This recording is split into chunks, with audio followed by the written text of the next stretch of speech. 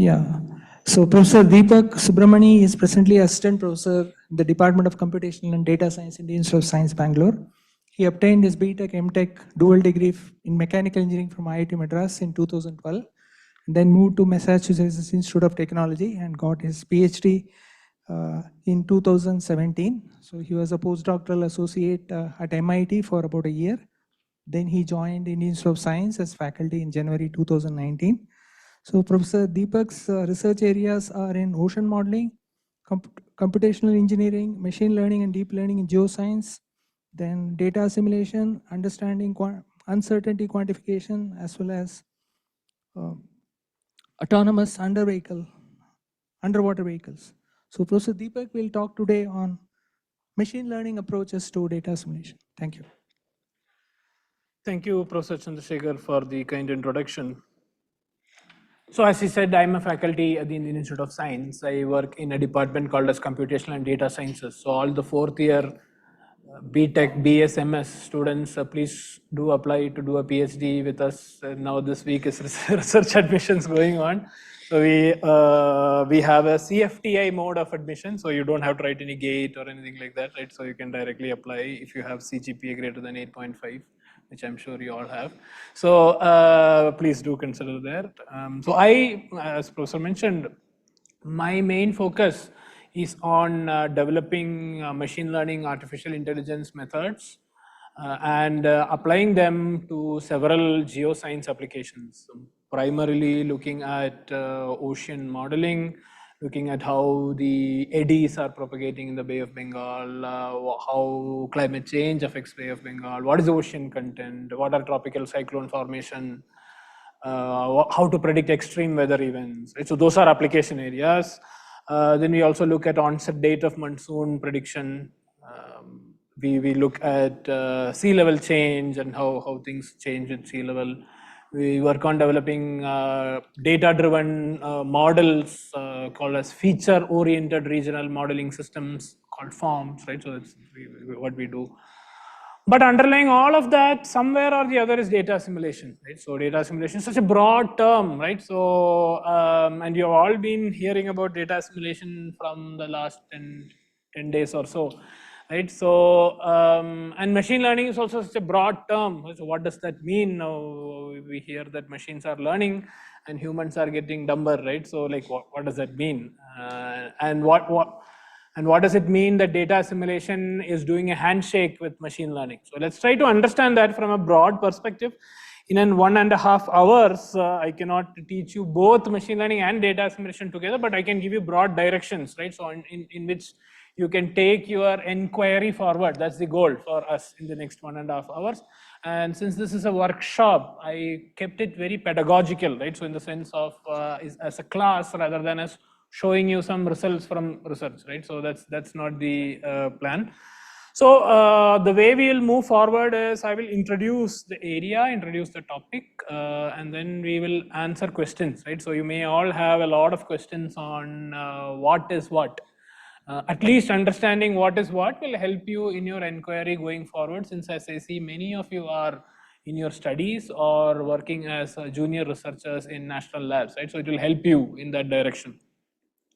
So before I answer questions, let me ask you a question, right? So like, what is data assimilation? Let's write down the answers to that question, right? So you have all been hearing data assimilation, data assimilation, data assimilation, right? So all talks are data assimilation. So what is data assimilation? Can you tell me what is data assimilation? Somebody who wants to go? What is data assimilation? Yes, Mike. So data assimilation is a process of incorporating observations to our model so that it can improve the initial conditions of the model for a better forecast. Okay, so you mentioned several keywords. So let's dive deep. We have to, right? So model, initial condition, and data you mentioned. So naturally the question comes, what is a model? What are initial conditions? Do all models have initial conditions? What is data? Right? So all these questions come. So what is data assimilation? Any other answers? What is data? You have all been, professor will get angry now, right? So 10 days you have been listening to data assimilation and there is only one answer for data assimilation. Yes, go ahead. Yes. Yes.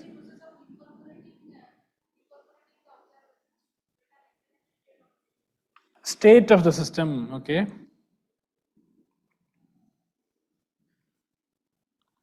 And you mentioned observations. Good. Other answers? Yes, may I? Estimate the? Okay, estimate using prior and what? Observation. Okay. Yes, online. Go ahead.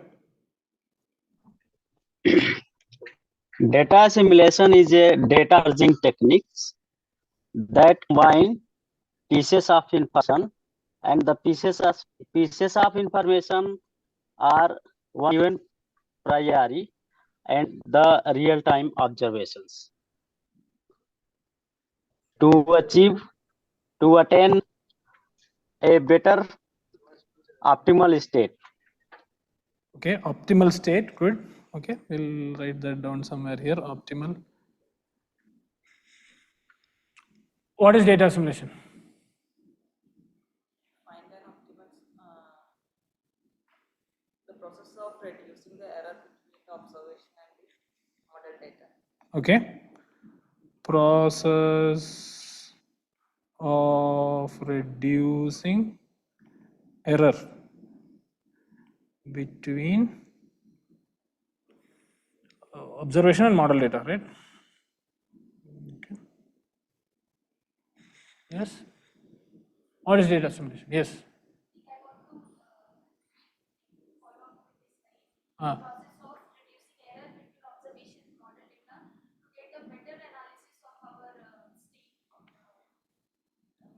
Okay, analysis, so estimate, analysis of state, yes.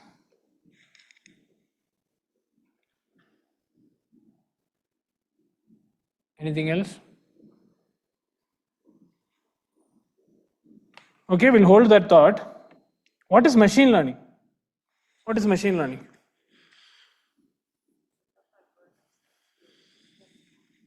Set of algorithms? That is used to make the machine learn. Algorithms used to make machine learn, okay.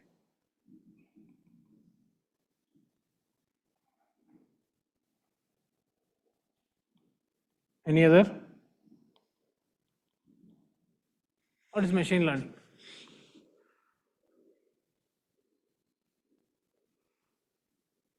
Yes. See, there are no wrong answers, okay? Just say whatever you want. You can, yes, go ahead. Also, we are trying to minimize the error through so we compare all the machine learning algorithms and using that measure of error, that like we use root mean square error in some and AIC, BIC, all these measures we use to compare all the machine learning algorithms to get like the best model out of all of the functions that we have choose to predict the output.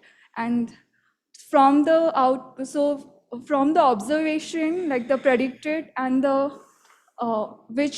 which model is giving the least error between predicted and observed value, we choose them to we use that model to validate through through the 10% of the observation that we have used. And then so like we generally we use. So I'm sorry, I'm just No problem, no problem. jumbled up lots of things. So there are big process that we do to do all of to do this machine learning Okay. thing. So yes. Okay, good. To estimate the future state of the system on the basis of prior data. Okay, to estimate future.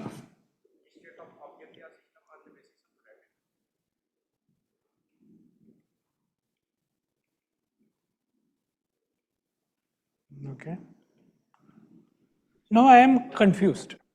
I think you are all confused, right? There was one statement here, minimize error between observation and data. We said the same here. Minimize May I error try between once? observation and data. So we said the same here. So I don't need to teach machine learning. You already learned data assimilation, machine learning, everything, right? So we can stop, right? So that is one more point of confusion for me. Another point of confusion for me is that we are saying we want to estimate, we want to output predict the variable, right? So we are some model data is learning.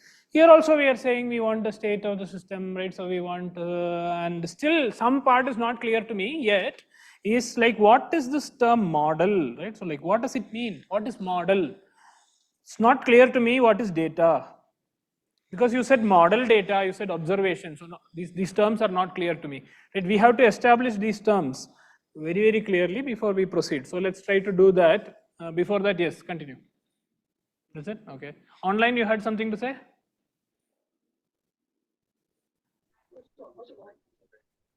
The capability of a machine to imitate intelligent human behavior is the machine learning. Okay. So in machine learning, we take like training and test sample. Means in machine learning, we don't consider the physical constraints. But in data assimilation, the model is based on physics, which are the seven basic equations. From it, the model is developed. But in machine learning, it is just it is set of equations which suppose two variables are affecting the third variable. It's just a model is developed, then it is tested with the help of test sample. Then we can predict that in future, if the two variables we know, then how the third variable is changing. But in model, we estimate the other estimate all the variables on the basis of by using observations as well as the physical equations. Okay. So summarizing all of that, the main message was physics, right? Physics. So still my confusion is existing, right? So like what is model, what is data, now what is physics, right? So what is observation, what is happening here, right? So do you want to take a stab at it, some of you? You can use machine learning algorithms for data, okay, that's fine. But the question now, in the consideration of this August audience, we are asking three questions. What is model? What is data? What is observation? That is the question that we are asking. And why are we doing all this also is a very important question to answer, right? So 4 questions we are considering, right? So what is the, why are we doing all these activities? Yes. Yeah, you say. No problem. You say. Yeah.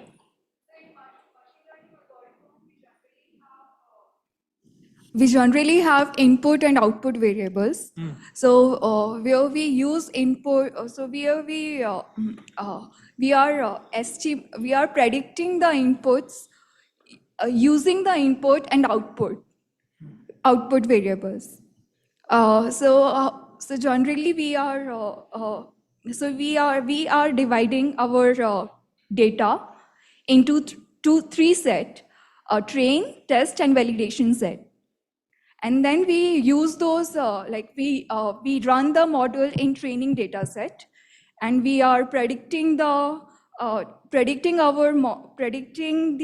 output of using the test data set. Okay. And then we are also, so using the test data set, we are predicting them. And also and through that we are finding the test, like root mean square error between See, the... all of that is fine, Okay. but the question under consideration now is, right, what is model, what is data, what is observation, and why even bother, right? So about defining all these things and what are we even doing, right? So model is basically a function. It's a mathematical expression that we are using to find the values Okay, good. So we also define what is the state of the system, right? So we need to also talk about that. So let's discuss about this elephant in the room. Okay. So from all the responses now, what we have is we are all looking at something and seeing what we observe. Right? That's what we have been doing so far. So like, what is it really? So let me use this elephant as the earth. That's the earth system. What is earth system? Earth system has a lot of components in it, right? So it has ocean, it has atmosphere, it has terrestrial components, mostly like oats, right? So you eat oats, right? So ocean, atmospheric, terrestrial components.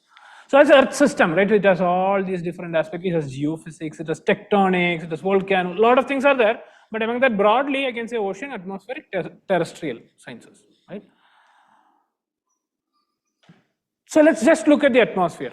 So if we look at the atmosphere, right, so outside there is, we feel hot, right, so there is some temperature associated with the air that is around us. We feel humid, right, so there is some humidity associated with the air. So we look at the sky, there is some cloud, right, so in the atmosphere there is some cloud. So these three things, if you say, like temperature, humidity and clouds, if you see, they are all physical entities that exist in my earth system, right? So it exists in my atmosphere. But the problem is, I am a small entity, a small human, right? So standing here, and the world is so huge. So my comprehension of this earth system is limited by what I can observe. Okay? So what we are talking about is the globe or the earth has some temperature associated with it. That's a property of the system. Likewise, ocean has some temperature associated with some physical property is there that is associated with that physical entity, earth system. That is what we call as state of the system. So system is what? System I am defining as this group of things that is around me. Earth system I am defining as this collection of ocean, atmosphere, terrestrial systems. It could be any sub-component within that, but all of that I am just calling as a system. I can even define this room as a system. Okay, this is a very abstract statement, right? So this room is a system. Inside this room, there is air, and that air has some property associated with it, like temperature of this room. So it's a property associated with this room. That I'm calling as the state of the system. Now, of course, this room is a continuous entity, right? So there are so many molecules inside. It's full continuous. So there is a temperature associated with each and every smallest unit in this room. Okay? But what I do, I put one thermometer somewhere and I measure, I observe the temperature at that point. I only know what I can observe. Temperature at that point only I know. But this room has space, and as I'm speaking, time also, right? Space and time are aspects to this room on which there is temperature, right? So temperature exists. Temperature in this room exists at all physical locations and at all times. So space and time are fundamental axes on which the state of the system depends on. Okay, so the system has a property which is a state, and that state is dependent on the space and time. But I can observe only point entities. This temperature I can observe at one physical location at certain times. So even though this room is a continuous system, I am constrained by making observations only in discrete time or discrete space. That's all I can do. Now, if I have temperature at this point and I want to measure the temperature at the back of the room, what do? I don't have a measurement device that is present there. So I don't have a measuring device. And it is impossible to place thermometers at each and every location in this room. That's not possible to do. If we do that, we cannot live here, right? So that's another problem. So I can make discrete observations here and there, but I want to estimate the state of the system. This is the problem that I have. So to solve this issue of being able to estimate the state of the system at locations that are not observable, I need a mechanism. I need a mechanism to estimate the state of the system at locations that are not observable. So how do I go about doing that? So in this room we understand, maybe it's not a big deal. I can say that all points in this room have the same temperature. All points in this room have the same temperature. So that is a model I am using. Okay, I am using a model that all the points in this room have the same temperature. And the measurement at this one thermometer I place here, the measurement at that thermometer is the temperature at all the locations in this room. That is the estimate I am giving. That's a very simple model that I am using. The model is what I observe is the temperature in this entire room. And then what I do is I collect the temperature observed by this thermometer in time. I observe the temperature in time. So now I have an ordered sequence of temperature measurements. I have already assumed that in space this room is homogeneous, meaning all points have the same temperature. That assumption I have made, it's a model I have built. Then I am saying that, okay, in time I am going to make some observations, make some measurements I am going to do. Such a data, so point data, also called as in situ data, meaning what? Like at site. So you should always remember these mathematicians, right? So I'm sitting in ICTS, maybe I should not say that. They have a habit. The habit is that what they speak others should not understand. Okay? So they will keep some Latin name, some Greek name. Already we are English as second language speakers, right? On top of that, they will bring in situ measurement. It's a stochastic process. The more higher mathematicians you are, more German, more Russian names you should use. If you are giving a talk, right? So especially some of you are going to do your PhD defense and other things, right? The way to impress committee members is say, I have a Kolmogorov-Arnold network. So they all get happy. So in situ, some word like that. It just means that measurement was taken at that site. That's it, right? So no further complications needed. They could have just said at point measurement, something they could have said, but no, it doesn't sound good. So I need to use in situ measurement. Okay, so now I have that in situ measurement in time. So I have observation in time. So now I have a full description of the state of this system, which is this room, in space and time. A full description. So that means now I have a model for this room, and that model is driven by the data.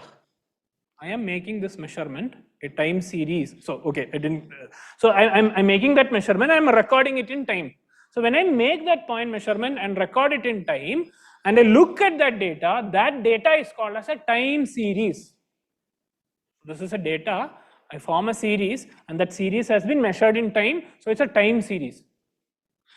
Now I am ready to describe a complete system, that is this room, in space and time. In space I am using the model, I'm using an assumption that all points in space are the same temperature, and I'm saying in time I don't know how the measurement is going to go, but in past I know that this is the measurement. So this is the time series of temperature I have. Now I am ready to specify how this room's temperature changes in space and time. If I give a description of how the temperature of this room changes in space and time, I have defined a model for this state. So model is nothing but a description of the state of the system. So what is state of the system? State of the system is quote unquote state, meaning any physical entity, any physical variable like temperature, humidity, cloud, right? So ocean velocity, salinity in the ocean, right? So particle concentration in the atmosphere, right? So NOx concentration in the atmosphere, anything that you take, so that is the state of the system. And a description of that state of the system in space and time is a model. Now the simple model that I have defined to you, which is a uniform in space and at a point measurement and a time series description, that is a very simple data driven model of the system. Now I can write a equation, maybe you have studied this over the last 10 days or so, a simple equation, a linear relationship to predict the next time steps temperature from this time step and previous 2-3 time steps I can take, and I can make the next time steps prediction using a simple linear relationship. That is called as what? ARIMA models, right? So autoregressive model. This is just simply an autoregressive moving average. I can make it more complicated. I can do SARIMA, SARIMAX, everything I can do on top of that. But it's a simple model that predicts that temperature using only those temperature values, but in the past. I make that. So that is a time series model for this state. So as more and more data come, I can update the system. I can create. So such a model is called as a data-driven model. It's purely driven by data. And some simplifying assumptions that you made. What is the assumption that you made? You said that this entire room is homogeneous in space. In time, past history and future are the same. That's the assumption that you made. What is that assumption?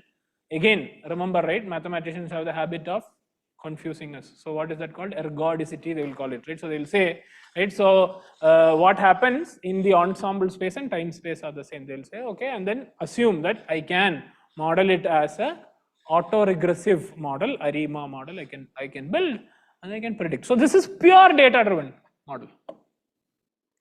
So why is this elephant? So now if I look at the Earth system, atmosphere, so this room is fine. Maybe my assumptions are all good in this room.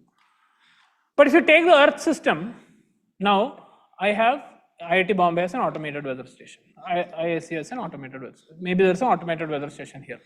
Last week, Zomato, they released an automated weather station data set, right? So they have automated weather stations throughout major cities, and they have released the data, which is point time series measurements at different locations. That is all these 5 people standing and observing that Earth system at different locations. Each of them have a local understanding of the entire system. Translating that to this room, there's a thermometer here, there's a thermometer there, there's a thermometer the last. Each of you are making measurements and each of you have a localized understanding of the system. And each of you have your own assumption of how the system is changing in space and time. So now I have 3 different observational data-driven models of the same thing. Now the question is, how do I merge all of that together and get a unified understanding of what that elephant is really doing? This is the job of Earth doctors.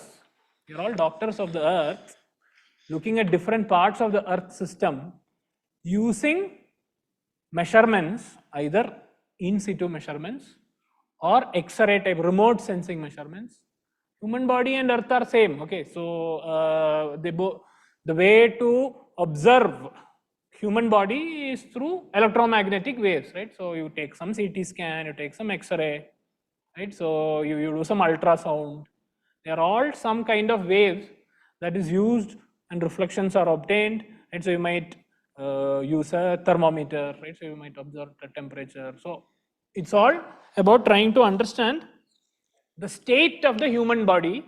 Similarly, Earth system science involves us looking at the state of the Earth with different observations at different locations and each having a localized understanding of what that state of the system is in space and time. Now, depending on that space and time, I can have a pure data-driven model, like purely data-driven. There is no other component here. I'm just saying data is available, and I'm going to use this data to make a estimate of space and time, both space and time. So, if I make estimate of time into the future, that is called as forecasting. If I make estimates into the past, that is called as reanalysis. If I make an estimate now, that is called as nowcasting. That is in time. In space also I can do. So if I do an estimate in space, that is called as kriging. So I have some measurement, and I can do several types of models. So here I did a uniform distribution, right? So I said that all of this is homogeneous and did. Last week, I'm sure Professor Varahan talked to you about 3D VAR, right? So that is a covariance based estimate, right? So I need to estimate what is the covariance of how this point measurement affects every other location. That is an estimate of the state in space. Or I can do an estimate in time. So modeling is all about estimating the state of the system in space and time. That is modeling. Now that model can be purely data driven. One way of doing it is purely data driven. But early on, nowadays there's a lot of data that is available, right? So a lot of in situ measurements, data, everything. But early on, like go 50 to 70 years back, this much data was not available, right? So our NRSC friends will tell us like how long is India's remote sensing data the sets, right? So maybe 1990, 2000, right? So last 20, 30 years is when we have data. Before that, we actually did not have data, right? So we don't have this observation network, either ground-based, space-borne, radar network, nothing we had. Still, we needed to estimate the state of the system. Okay, why is estimating the Earth system's state important at all? Why is it important? So, we need to know how the Earth system is going to behave in the future, right? So we need to plan our Dream 11 team, correct? So we need to know who, if there will be dew in Chepauk in the next game. Depending on that only we have to choose how many spinners in the team, etc., we have to do, right? So we need to know the future weather conditions.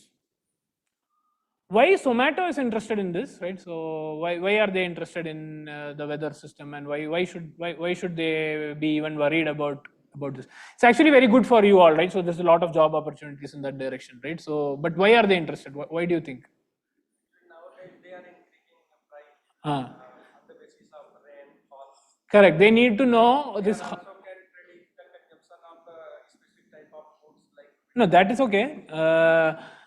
But your previous one is the right one, right? So they need to know what the rain, localized rain in each area is. They need to know that in order to price differently the delivery systems, right? So hyper local delivery, right? So this is called as quick commerce today. It is called as quick commerce, right? So you can buy for Akshay Tritiya, you can buy even gold in 10 minutes these days, right? So even if you go to a shop, they will ask for your pan, this, that, and all. But here nothing, right? So in 10 minutes you can get everything delivered, at least in major cities.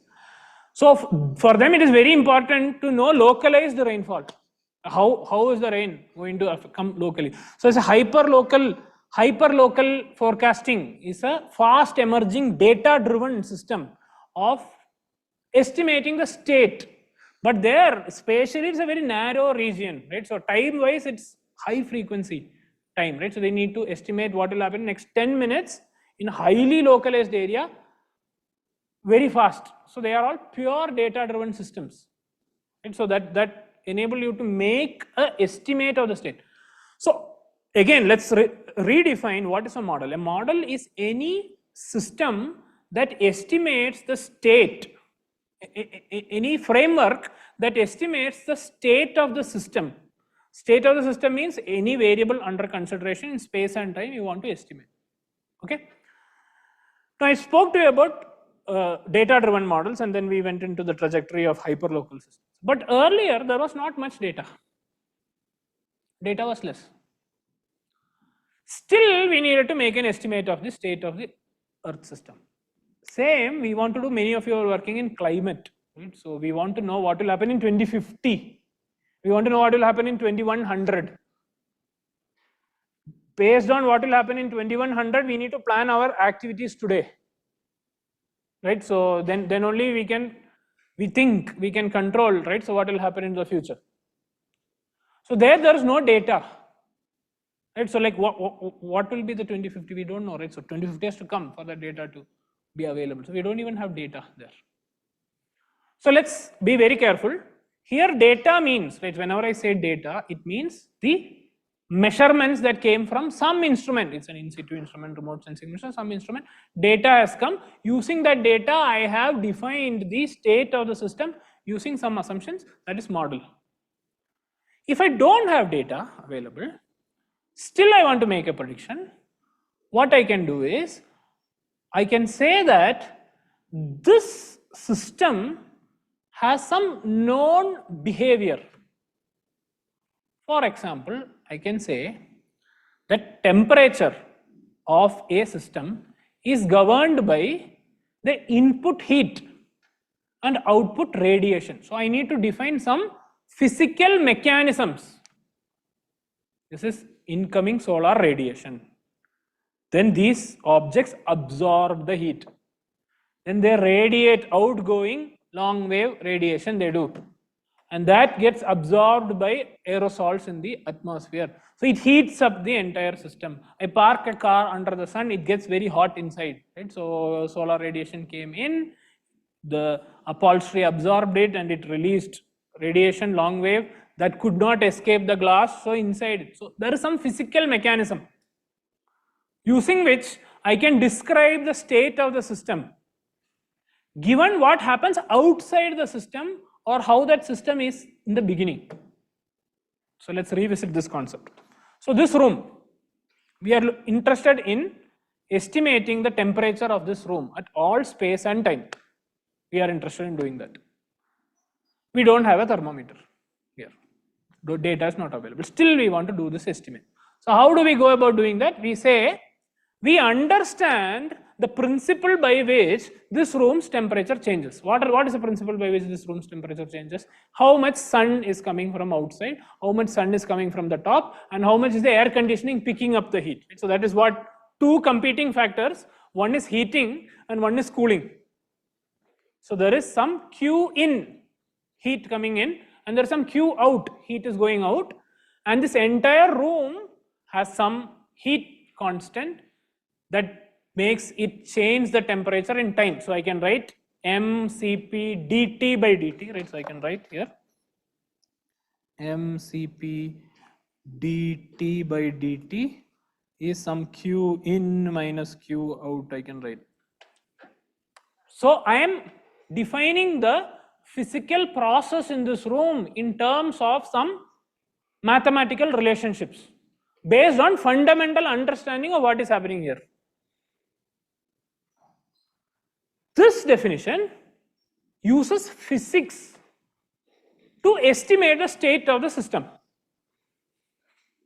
And this can be solved by things that happen outside this room and how this room is initially, right? So right now, what is the state of the room I need to know. I also need to know what is happening outside, right? So I need to know how much Q in is coming, how much Q out is going out of this room.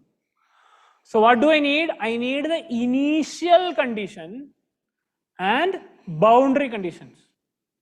I need to know what is the state of the system now and how this system is interacting with outside. Initial and boundary conditions I need to know. I also need to know the physical processes that govern the state of the system. This now is a physics-based model of the system. Here also I am defining the state of the system. I am defining how temperature here I have assumed. dt by dt means I have assumed that spatially it is homogeneous, but in time it depends on how much heat is coming in, how much heat is coming out, it depends on how much air is there in this room and what is the heat constant of this room.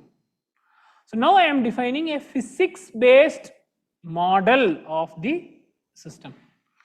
So far we have two different ways of defining the state of the system. One is a data-driven mechanism, other is a physics-based mechanism of defining the state of the system. Both used to exist in separate silos. Okay, so till about 30-40 years ago, people who did modeling meant they will sit in one room, they will discuss with others, they will hypothesize, they will say mass is conserved, they will say heat is conserved, they will say momentum is conserved, and then they will draw one box. So they will draw one box, they will draw some box like that here, they will draw. And they will say mass is going out through this face, coming out through this face, bottom up. They will define some area, angle, and then say in the differential mass, heat is conserved, and write one equation with delta T, and then they will make that delta T go to 0, delta T go to 0, X go to 0. In limits, they will write a partial differential equation that describes the state of the system by sitting and hypothesizing how the physical processes operate. That is why all physics-based models that we will deal with, right? So in the Earth system are all partial differential equation-based systems, PDE systems, partial differential equations. So partial differential equations become a very important tool to model the physics of the system. So physics models means partial differential equations.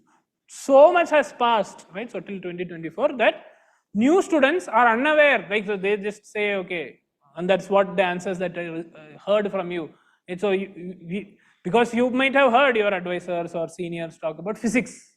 What does that mean? How did it come into the picture? So these days, when we say physics-based models, it generally means that we have a partial differential equation that governs at the differential level in a small part of the system how the balances are written and how in space and time it changes. That's generally what it means, right? So when I have a physics-based model and when I have a pure data-driven model, it means that I have observational data from actual measurements, and using that I write a expression or I develop a framework to estimate the state in space and time. Both are estimating state in space and time. One is estimating on the basis of fundamental first principle understanding.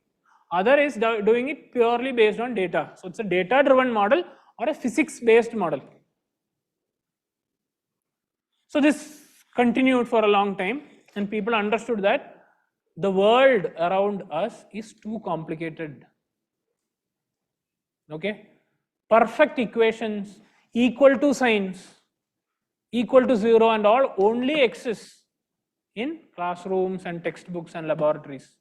Real world doesn't behave with perfect relationships. There's always parts to the world that we will not be able to fully understand. Only if I fully understand what happens at the differential level can I write a physics-based model. So my physical understanding of the process is incomplete. I have only partial understanding of the physics, and I can write equations only based on that partial understanding. So whenever I estimate the state of the system using physics and I compare that against observational data, I am always wrong. There's always an error. So there's a difference between the processes that I understood and the equations that I wrote and the state estimate from those equations and what was observed. It always exists. Always there's an error. On one side, physics-based models. On the other side, right, so when I have pure data-driven models, I use historical data to develop this one. It doesn't matter what is the type of model I develop, right? So I gave you a very simple example of an autoregressive new linear model. But I can have a data-driven model with input-output, as Madam was saying, right? So input-output relationships we can build and have any complicated machine learning model. Right? I'm coming to what is machine learning very shortly. I can have a data-driven model, right? So that predicts the future. It's based on data only that I can have. Whatever be those models also, When I am predicting in unseen situations into the future, there is an error. So both systems have error. So physics-based models have some error, data-driven models have some. Now enters the field of data assimilation. So what people wanted to do is that first, to use this physics-based model, right? So this partial differential equation model, which I have written here, very simple heat equation that is, right? Very simple, in and out. To do that accurately, I first need an estimate of the initial conditions I correctly need. I also need an estimate of the boundary conditions correctly. Third, I need all the terms in the equation correctly. That is, my physical understanding should be correct, my initial condition data should be correct, my boundary condition data should be correct. These three entities are essential for me to accurately model the system. Model the system means what? Being able to write an expression that relates, that estimates the state of the system. That is what modeling means. Right? Modeling means being able to estimate the state of the system accurately. That's what modeling means. So I need these three factors. I need the initial condition data correctly, I need the boundary condition data correctly, I need the terms in the equation, that is my physical understanding needs to be correct. But unfortunately, in the real world, first initial condition itself is wrong. I cannot measure all the points here accurately.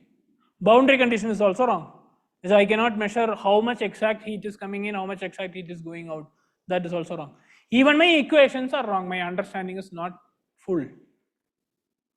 So I need to deal with this uncertainty. Uncertainty is the major factor over here. I am uncertain about how my system is evolving in space and time, how my system is prescribed in space and time. This uncertainty makes us want to develop mathematical tools and techniques that allows us to deal with the uncertainty and get better and better estimates of the state of the system. If I get better and better estimates of the state of the system, I can form my Dream 11 team correctly. That is my ultimate goal. So all this modeling business is all side. Our main goal is what? Right? So how to eat tomorrow, right? So that's our main goal. We all need to survive, right? So for that we need money, and how to do that is the main goal. But all this side activity we do towards that, right? Perfectly okay. So we want to do that, right? So now we need mathematical systems that allow us to model or deal with these uncertainties. In physics-based models, in data-driven models, I need systems, I need frameworks that deal with the uncertainty and close the gap between reality and model. Model is my understanding of the state, reality is what actually happened, and I need to close the gap between model and reality. How we achieve a better model is the subject of study, both in data assimilation as well as machine learning. Both systems, data assimilation and machine learning as frameworks, they allow us to better estimate the state of the system using our fundamental first principles understanding as well as data. That's what data assimilation and machine learning both wish to achieve. To do that, we model, right? So let's look at the top part here, right? So let's look at the top part here. So this room or any physical asset, it could be the earth system, it could be the atmosphere, it could be the ocean, it could be my GE turbine, it could be my Boeing engine, whatever it is, it could be that, right? So it could be an engineering system or a natural system.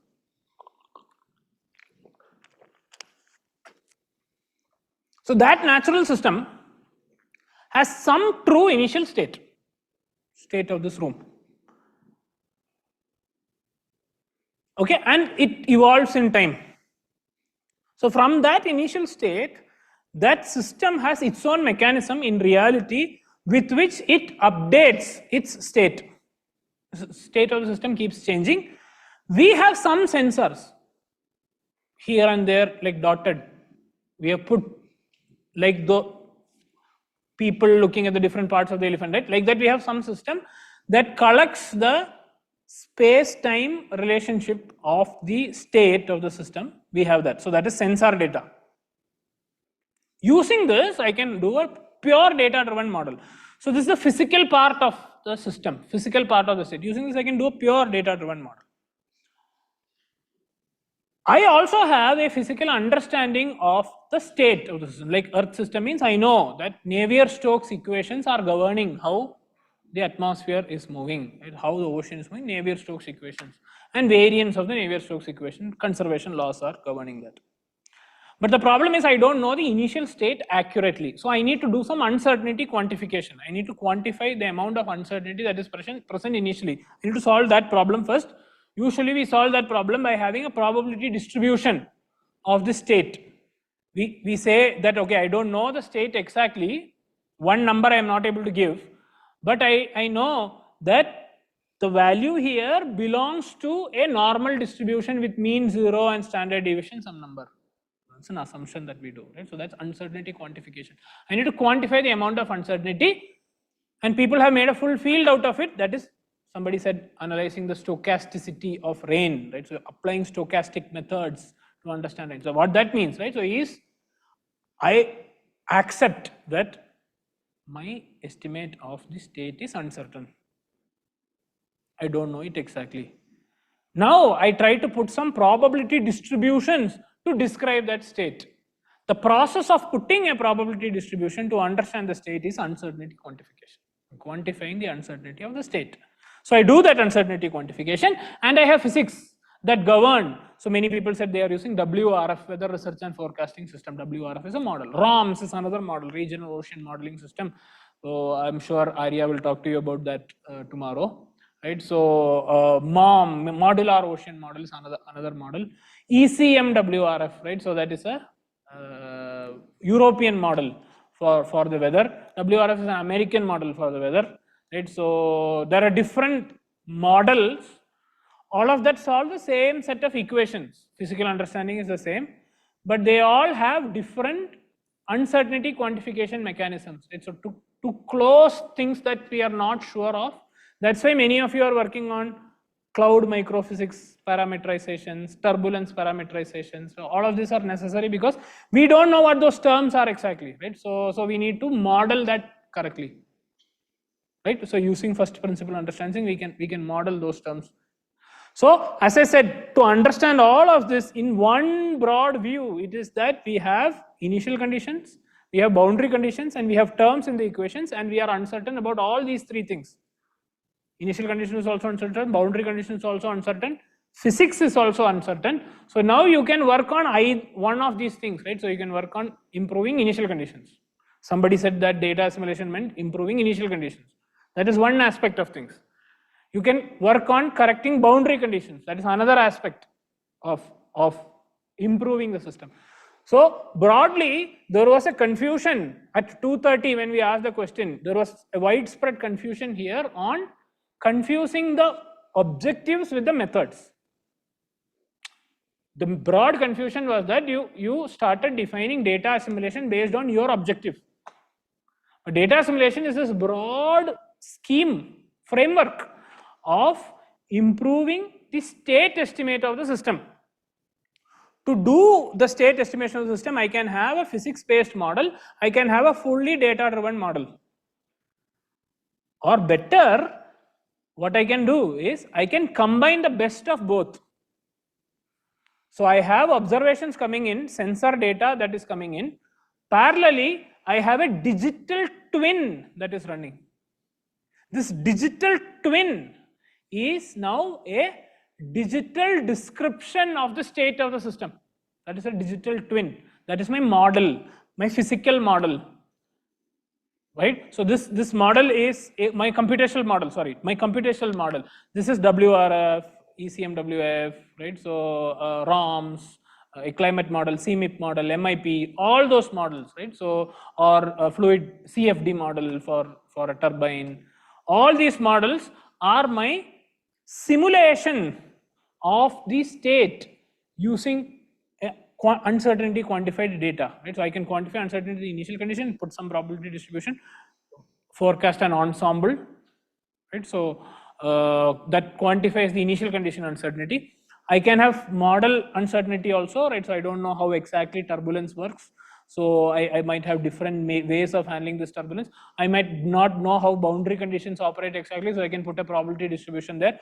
Whenever I am uncertain, I can put some probability distributions over there. Some variables you can specify a probability. Some variables you cannot specify probability, so you need some other mechanism of defining ranges, etc. So that is the subject of study in ALE tree uncertainty quantification, right? So it goes in that direction. So what we do with this digital twin is that this digital twin now describes the state of the system using its own understanding of the physics and using numerical methods, right? So it marches in time, and in space and time it predicts the state of the system.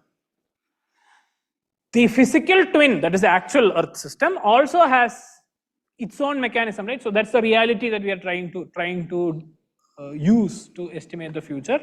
So it has physical sensors that give data. Now data assimilation is the loop where I use my estimate of the state and I use observations to come up with a better estimate of the state.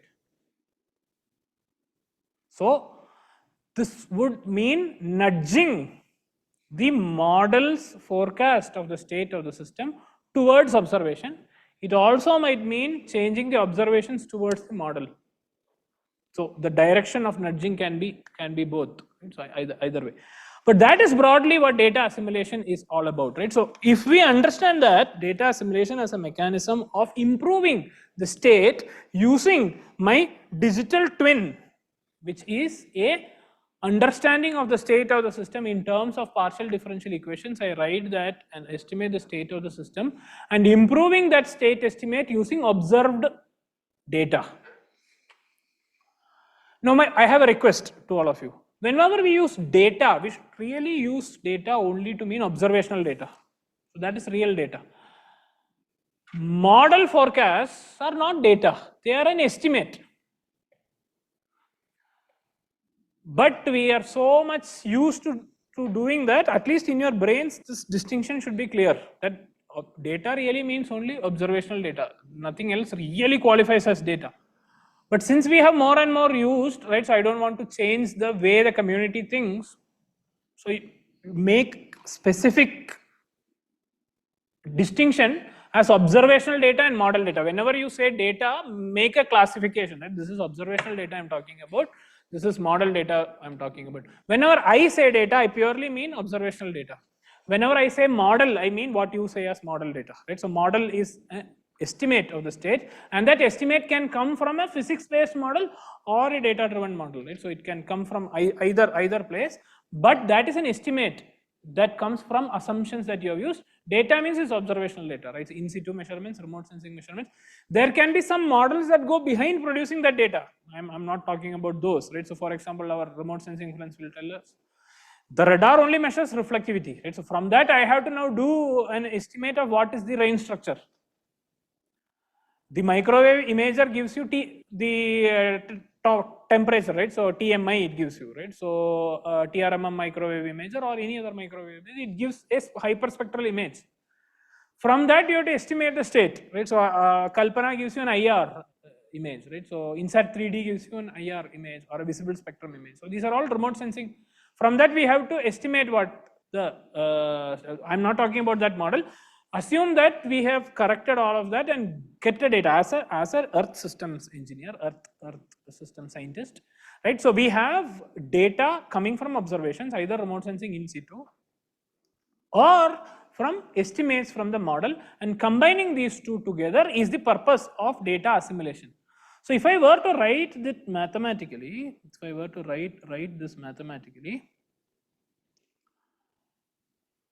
so what you see on the top here, right? So let me go here. So the way we do the modeling is that we discretize space and time. And in time, I can represent the state of the system. That's what you see on the top here. This is the state of the system. There's an initial state of the system, which I'm calling as X naught. X naught is the initial state of the system. And I forecast that into future, right? So time march it into future. So I have xk minus 1 xk, where subscript k refers to time step. And that capital X is all the spatial locations that is available to me, right? So I perhaps have discretized this entire room into cubes and then use the temperature at each of that cube. I make that into an array and call that as X. There is temperature at all these locations at the current time, next time, and I define a delta T, right? So that defines my discrete times and go into the future. So it's a full state X, and Y refers to partial measurements inside, right? So from observational locations I have that is Y. Now I have a digital twin.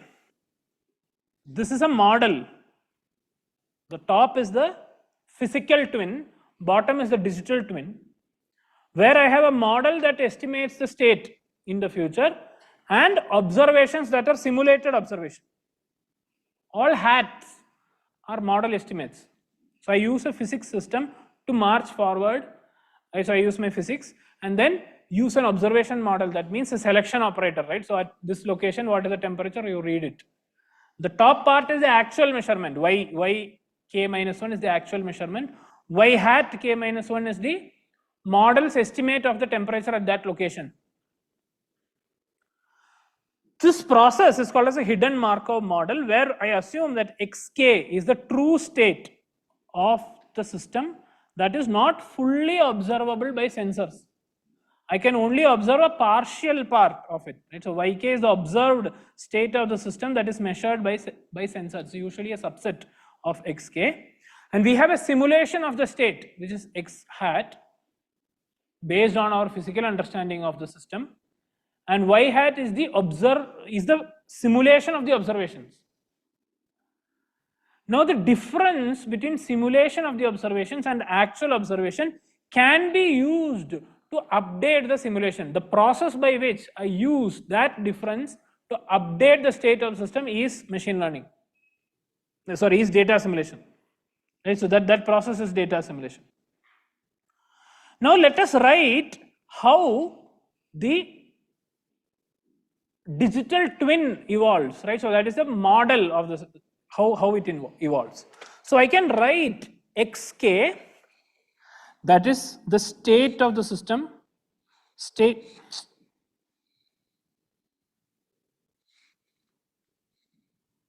that is the state of the system at the current time step.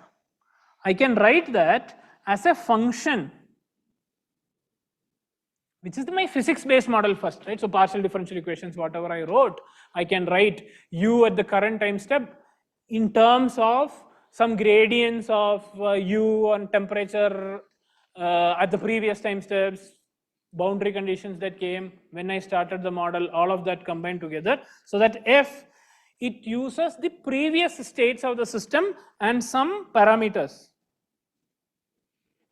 So in the previous model, who will tell me, right? So mCp dt by dt we wrote, right? mCp dt by dt equal to q out minus q in minus q out we wrote, right? So in that, what is a parameter? That's a model, right? So that's a physics-based model. What is the parameter of that physics-based model? Loudly. What is the parameter of that model?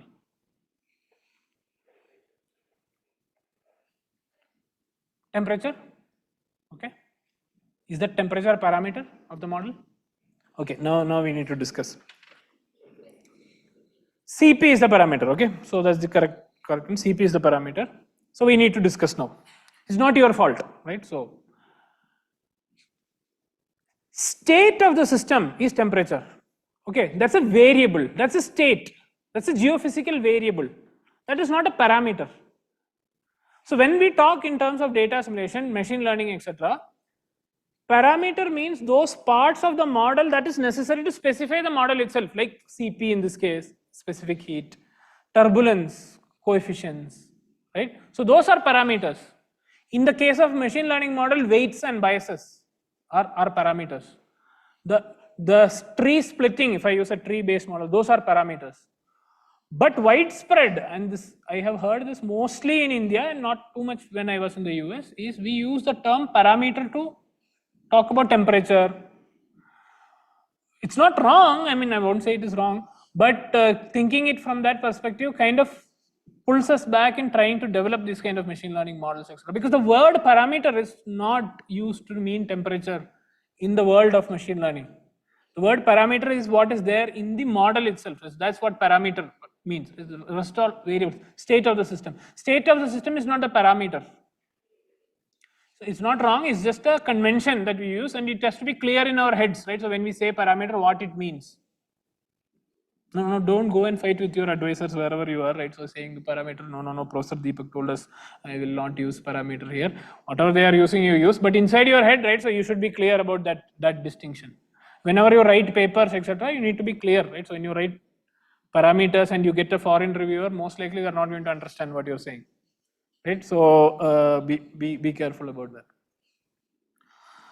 So now I write the state of the system currently xk as a physics based model f of the state previously and some parameters of the physical parameters of the system I write.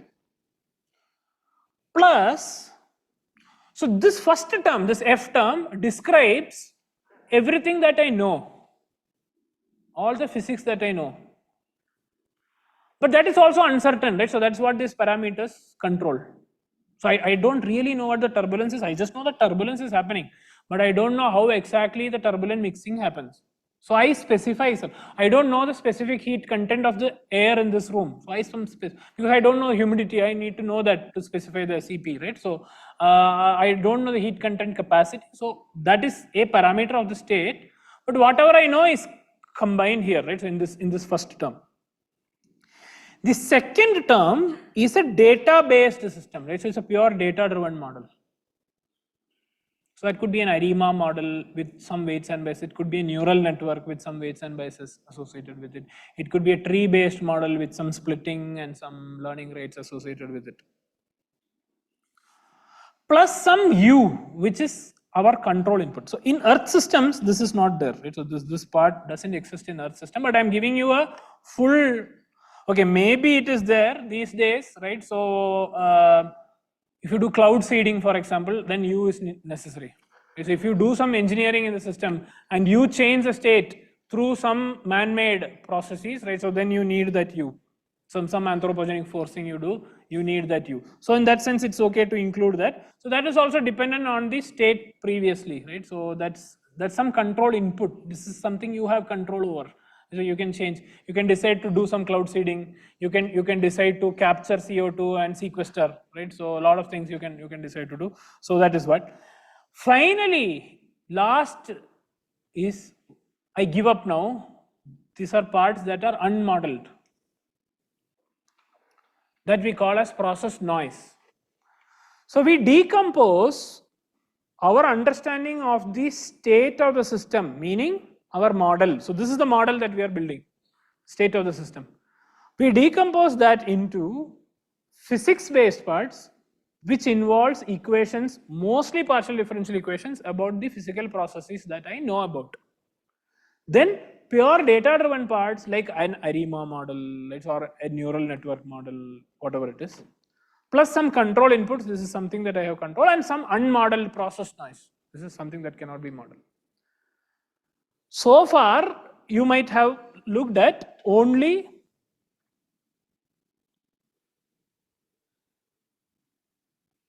these two terms, right? A model would be some physics plus noise. And then your whole business was in getting that xk minus 1 correctly. You use 3D var to do that. If you have time series of observations, right, so those yk in time you can use 4D var. In space and time you can do, you can correct, you can assume that my entire problem is because my initial conditions are wrong. I will use my 4D var to correct my initial conditions and then forecast with that corrected conditions. All those models assume that I have physics, I understand physics, but my whole of my problem is because my state estimate is not correct, and I come up with a mechanism to estimate that state correctly by assuming some linear relationships, by assuming that my model is producing a Gaussian distribution. So I write Kalman filter, right? So you studied Kalman filter, no, last week? So Kalman filter has two major assumptions. First assumption is that model is linear. Right, so that is I march forward in time in a linear fashion, and then my noise is Gaussian, my state is Gaussian, normal distribution. These days I'm not allowed to say normal distribution, you know that, right? You're not allowed to say normal distributions. Why? Everything else is abnormal or what? Suddenly people will start complaining, say no. Professor is talking about normal distribution, everything else is abnormal. I am hurt, right? So these kind of things happen these days. So Gaussian distribution, okay? This word normal distribution is a very loaded term historically, right? So now in the West you're not allowed to use normal distribution. Do you know that or no? So maybe you're not that much into the American politics. Maybe that's why, right? So you're not allowed to say normal distribution. That means it's something else is abnormal or what? They'll say, right? So Gaussian distribution, right? So Gaussian distribution, until such a time that they prove that Gauss, whoever it is, I don't know who he is, right? So he might have done something that they don't agree with, then they will say, I cannot use that term also. So we'll adapt at that time. But whatever that e to the power minus x minus mu square by 2 sigma square, no, that distribution is what I'm talking about, right? So that distribution, if I put, and my model is linear, then I can write a Kalman filter that estimates the state, right? So forward correctly. There's actually an interesting story behind Kalman filter. Okay, so in Draper Lab, so when I was doing PhD, I was sitting in 77 Massachusetts Avenue, right? So there's a main building of MIT. So there's a Wasser Street that goes on the side. In that Wasser Street, there was during World War, there was a building called as Building 20. No longer exists, right? So they've broken it down and built another data science, computer science building on top of that. So earlier there used to be a bar there. Now that bar is still there. So they said that, right? So Kalman and his friends, right? So they were trying to figure out how to estimate the state of sending a rocket, right? So they wanted to estimate the state in the future, and they were not getting the breakthrough, right? So like if it is Gaussian or it's normal, right? They were not getting the break. They decided that, okay, now I will go to the Charles pub and let's have a few drinks. So they started having, and it is said that the square root filter, right? So was derived on the back of a tissue paper sitting in Charles pub. So that's what they say. That's how he came up with the Kalman filter, it seems, right? So, or a variant of that, the square root filter, right? So which is what finally was used in the Apollo mission, right? So to send people to space. But anyway, so that is a linear system around for what, 70, 80 years now, right? So more than that, linear estimate of the state. That is what is used in 3D VAR, 4D VAR, right? So then when my model is not linear, I want to use my fully non-linear model, I use an ensemble Kalman filter, right? So ensemble Kalman filter is that I don't assume my model is linear. Instead what I say is, I know my initial condition state is uncertain, I don't know it exactly. Or I will say my model parameters are uncertain, I don't know it exactly. So I will change them, right? So I will use two settings for turbulence. I will use a probability distribution for initial conditions. So I will perturb the state. So I'll create multiple ensemble members. So I'll use some 40 ensemble members of initial condition. I will use 2 turbulence parameters. Then I have 80 models. I'll build an 80 member ensemble of the state. And I will say that is my state estimate. From that I will calculate the mean and covariance and use an ensemble Kalman filter update. ENKF, that is what it's called. So today by far that is a state of the art. Ensemble Kalman filter is what everybody uses. This is a data assimilation technique that uses physics-based models and updates either this xk minus 1 or that parameter. That's what it updates. When I have a data-based digital twin, F is not used. I will not use my physics. I will use only my D. The D is what governs my understanding of the state of the system based on past. Now what happens is, this D is used to describe the state of the system. So my model has now become purely data-driven model. So there's a D model. Now, that data-driven model has some parameters associated with it. So there are different classes of data-driven models. Each have its own parameters that are associated with it. The process of finding what those parameters are using examples of xk minus 1 and xk. So when I look at this D I can see as a system that takes in xk minus 1 and gives out xk. Imagine a genie, Aladdin lamp, right? So genie comes out, you ask some question, it gives some answer. ChatGPT, right? So like that. So each genie has some internal wiring associated with it that allows it to correctly give you the state of the system. What that genie will do is it will eat the state of the system current in the past times. It will eat and then give you an output of the state of the system now. That's what my model, my physics model also does that. Right? So it uses the previous states and it uses a differential equation. So in my physics based model, the genie is a differential equation. The differential equation is what is giving me, partial differential equation is what is giving me the state in the future. Now what I have is, it's a genie which has its own internal wiring that will allow me to get the state of the system. Now the job of finding that internal wiring is called as now the parameter of the machine learning model. This data-driven machine learning model has some parameters inside which I now need to learn from the data. That process is called as machine learning. So I'm going to call my genie as my machine.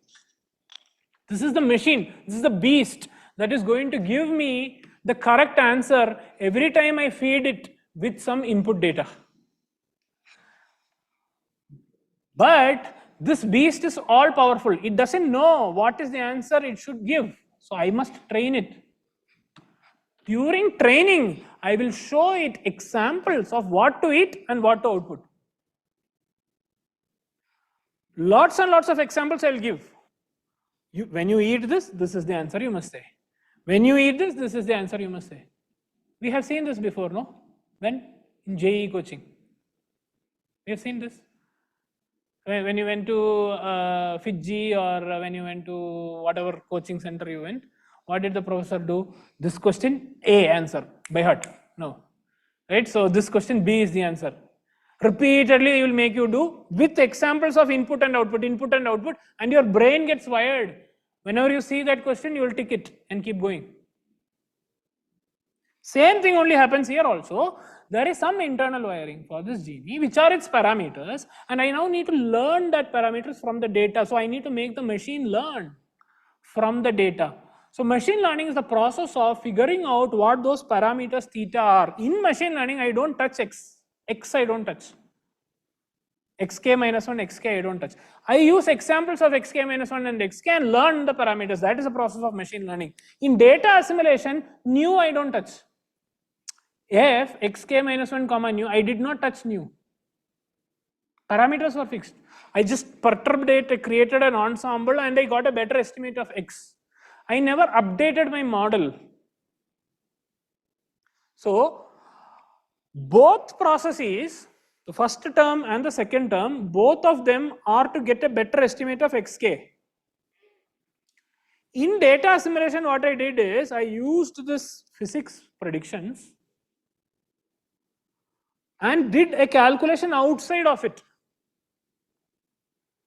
I did some updates and said this is my estimator. So somebody said I use a prior model and observation to get an updated state of the system. That's a good description now. So what is the prior state? That is my digital twin. My digital twin is saying that this is the state of this room. My physical twin is giving me a point measurement in space, discrete space and time. I use that point measurement and I have a mechanism, 3D var, 4D var, ensemble Kalman filter, different algorithms, mechanisms I have. I update X state. But I could have defined my model without F, using only D, and I can update my theta. So I use data, I eat data, I give it what is the correct answer and update that. So machine learning is the process of updating the parameters of a genie, and specifically as students I can tell you that there are 3 genies that we need to be aware of. Rest all are noise. What are these 3 genies? One is linear regression, write it down. Linear regression, logistic regression model. So when you go back, right, so what you need to study if you want to do machine learning, you have to study linear regression, logistic regression. These are fundamental models, baseline models, curve fitting. Any complicated model, I'm going to tell you 2 more complicated models. Any complicated model that you do must beat this linear model. If it does not, you can quit and go home. There's no point in doing machine learning. I get a lot of papers to review. All of that, my question is very simple. How does it compare with linear model? Nobody comes back with a response because it doesn't perform. In most cases, right? So a linear model is, you cannot beat. Either you don't have sufficient data or you have a lot of problems that are associated. So one very important model that you need to learn is linear regression model, logistic regression model, how to train it, how to evaluate, what is R square, what is, as madam mentioned, AUC, ROC, right? So what is F1 score, all these things you need to learn, right? So as a machine learning person, a lot of resources on YouTube you can learn, right?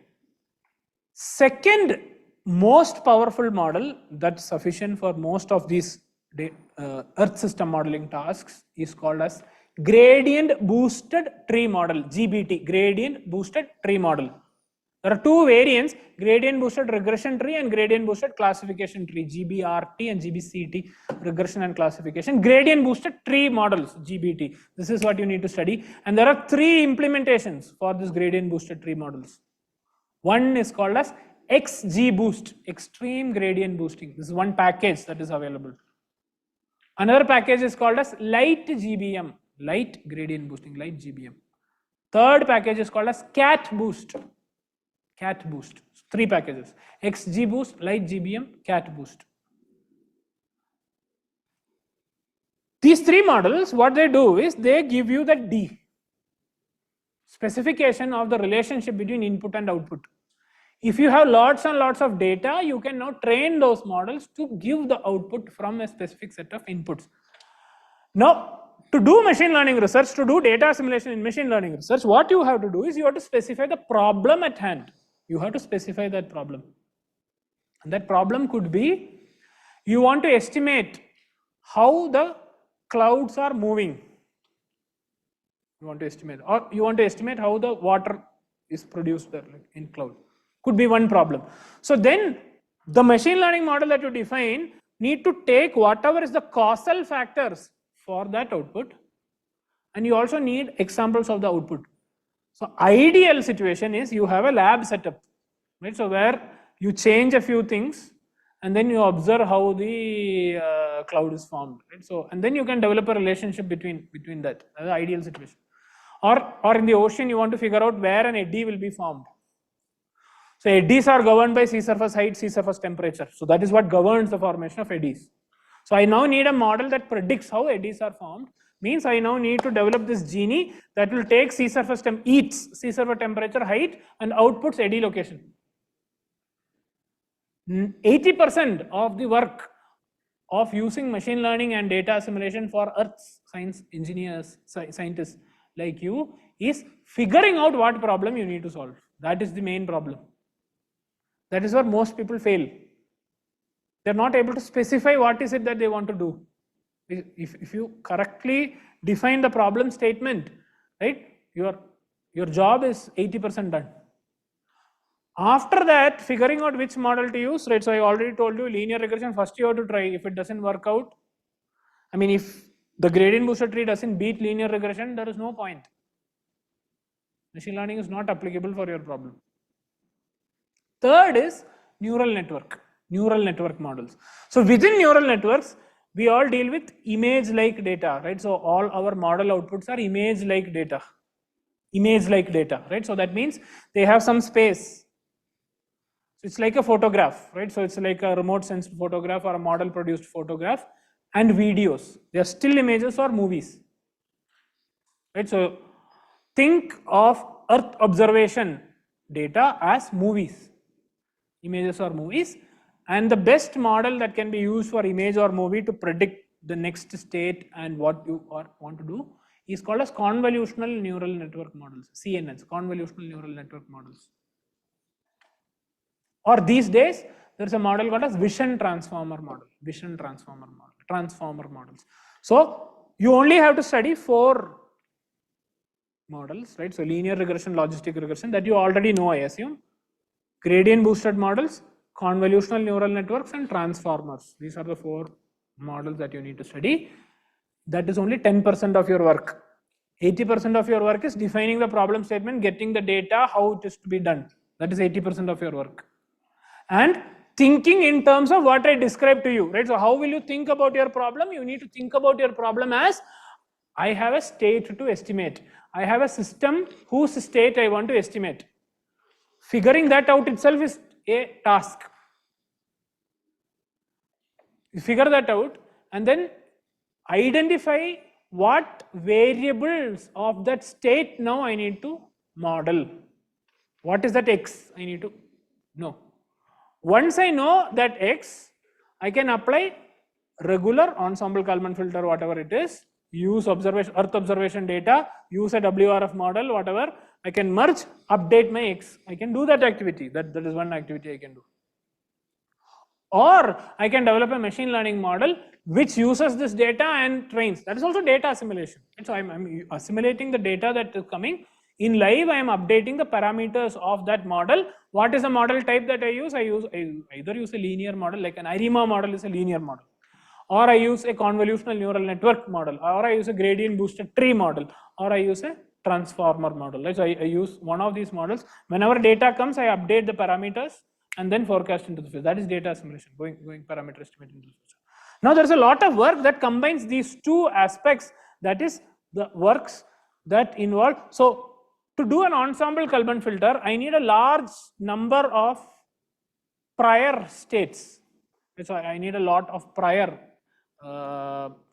state of the system I need to estimate the variance and covariance.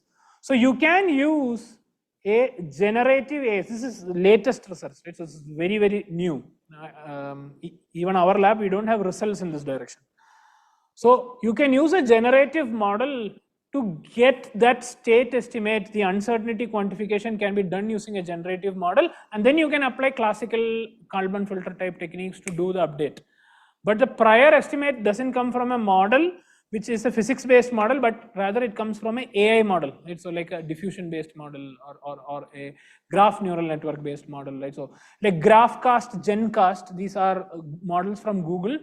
They are trained on ECMWF data. So they have been trained. So it is that D has been trained. So that D is a graph convolution based model in GraphCast and a diffusion based model in GenCast. That D. Right? So these are new models that have come, and they have trained those theta using xk and xk minus 1, which are produced by ECMWF, and use that to forecast the state of the atmosphere for the next 10 days, and they are able to do it very well, is their claim. Right? So that is data assimilation using state of the so it was trained using physics models, and observations are used to assimilate and go forward, right? So that update procedure. So that is where the state of the research is today, right? So everything is from this equation. I will close one part, close another part, train either theta or estimate x, or combine them together. This is called as the data assimilation with machine learning. Machine learning methods for data assimilation is forming this equation, identifying parts of that needs to be solved using data, identifying parts that needs to be solved using traditional data assimilation, and combining that together. That's the thing. So what did we discuss today? We discussed what is meant by the state of the. We discussed what is a model, what is meant by a system, what is state of the system, what is data, and what is this process of data assimilation, what is the process of machine learning, how I can have a unified view of machine learning and data assimilation as a physical twin, digital twin. Physical twin means is the Earth system where observations are there, I can do a data-driven model. Digital twin means I have a understanding of the physics, I write equations, or I have a data-driven model, I write them.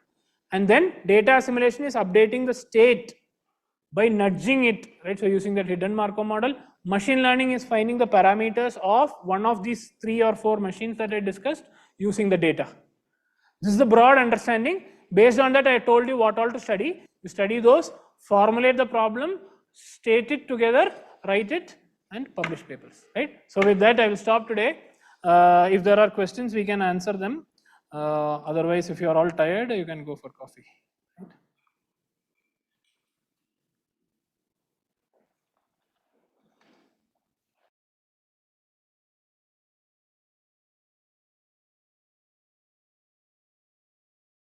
Doubts.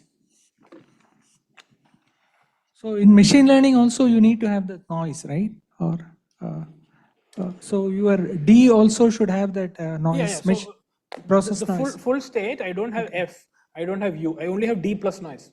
Okay. So all 4 are the complete description. I'm not going to use my F, I'm not going to use my U, I'm going to use D plus E. Yeah. Good? All tired? I'm also tired, right? So, I think more people, possibly including me, didn't know much machine learning. Okay. So it was very good that you could sort of relate machine learning to data assimilation. This is possibly the first lecture I heard where these 2 approaches to data assimilation through machine learning is really sought. So thank you very much. So there may be some chat queries, questions. oh, I closed it. Yeah, closed it. It's okay, fine, yeah. no problem. So anything very specific? Was it useful? That's more important for me to know, right? So I just one small comment. I think the machine learning part was possibly you went very fast, I guess, and maybe that's the part most people here possibly. We need 3 hours. Yeah, give me okay. 1.5 hours. Yeah. That's what I can do, right? So yeah. Let me take the opportunity to thank Professor Deepak Subramani for an excellent lecture. I think I'm sure that all of you will join me in thanking him.